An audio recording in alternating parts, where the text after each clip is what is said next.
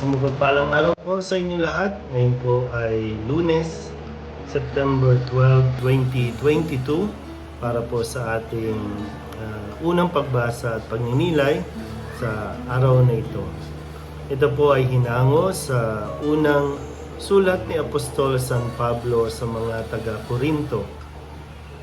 Chapter 11, verses 17 to 26 and 33. Mga kapatid, tungkol sa mga babanggitin ko ngayon, hindi ko kayo maaaring purihin.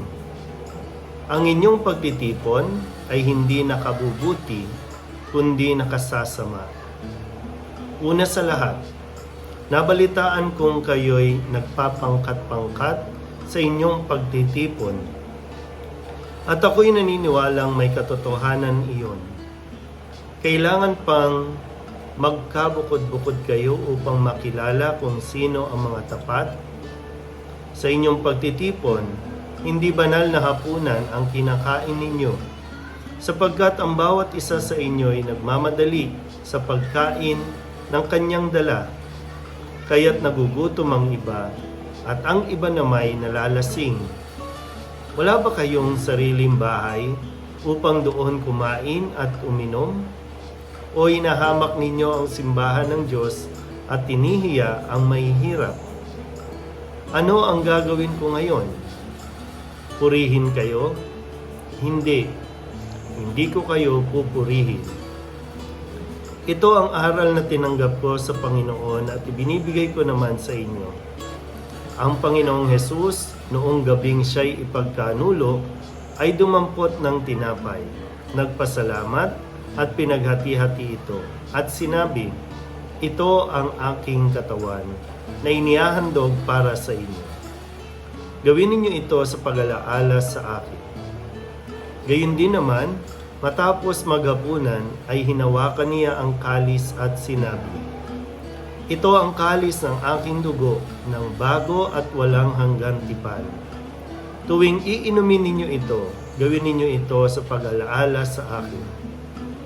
Sapagkat tuwing kakain kayo ng tinapay na ito at iinom sa kalis na ito, ay ipinahayag ninyo ang kamatayan ng Panginoon hanggang sa muling pagparito niya.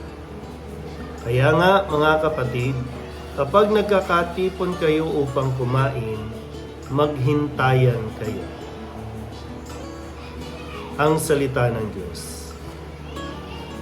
Muli po, isang mapagpalang araw sa inyong lahat. Ngayon po ay Lunes, no? Simula na naman ang ating pakikibaka, lalo tigit para sa lahat po ng mga nagtatrabaho, no? Naghahanap buhay. Talagang simula na naman ito ng isang linggong walang kapaguran, no? Pero siyempre, pasalamat pa rin tayo dahil napapagod tayo. Ibig sabihin may trabaho. At ang trabaho ay isang biyaya na dapat natin ipagpasalamat sa Diyos. Yun, so sa umagang ito, ano po bang naisip nyo dito sa sulat ni Apostol San Pablo sa mga taga-Korinto? No?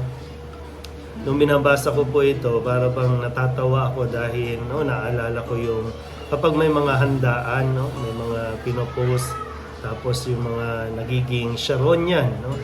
Balutin mo ako, diba, no? Yung para bang of course na talaga naman kultura natin mga Pilipino ay yung mag-take out, no? Lalo na sa mga probinsya kapag may mga handaan, lagi merong pa-take out. Pero sabi dito, medyo hinay-hinay lang tayo. Medyo ano lang tayo, no?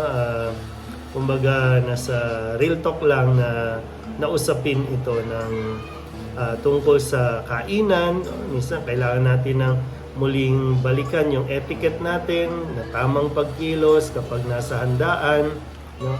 Parang pangit tingnan na hindi pa tapos kumain lahat, naglalabas na ng mga balutan, no? Pang take out, no? Na nagbabalot na ang yung iba, no?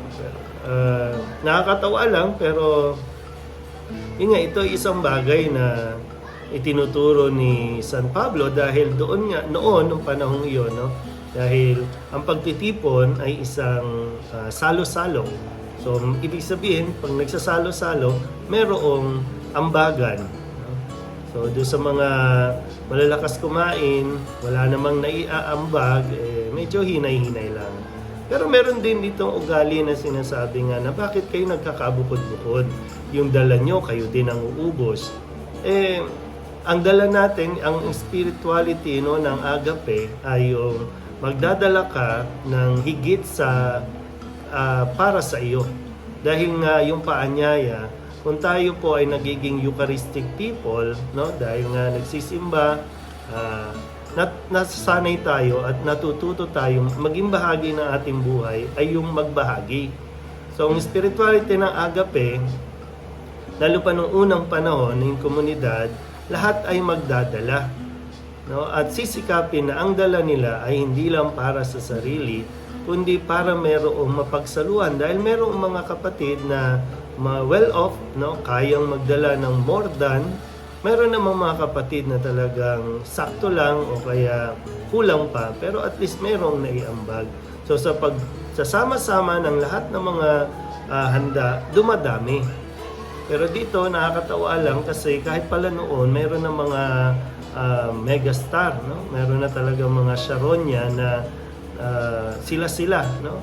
Nagbabaon na, nagte-take out na, talagang kung makakain nagdala ka nga pero ayaw mo namang i-share. Na talaga ikaw din ang umuubos, sabi dito, no? Sa pagkaka-describe dito. So, naman po mga kapatid, medyo ano lang to, parang nakakatawa pero seryosong usapin naman, no? Na matutunawa tayong magbahagi. Sa pagbabahagi, iniisip natin ang pangangailangan, no, ng ating kapwa. Kumbaga nagkakaroon tayo ng concern o pakialam sa hindi lang yung tayo lang ang dapat mabusog, kundi isipin din natin yung iba. Kaya hinay-hinay lang, no, sa mga kainan, sa mga opisina, kung sabay-sabay kayong kumakain, sana po masaya yun, no? Masaya na sabay-sabay kumakain, tapos nagkakaroon ng sharing, ulam mo, ulam niya, no? At nagiging masarap ang kwentuhan. So dun po, no, parang kala mo wala lang, no, pero nandoon yung presensya ng Diyos kung saan nagkakaroon ng bahaginan na sasalo-salo. So, muli, sa mapagpalang araw po sa inyo.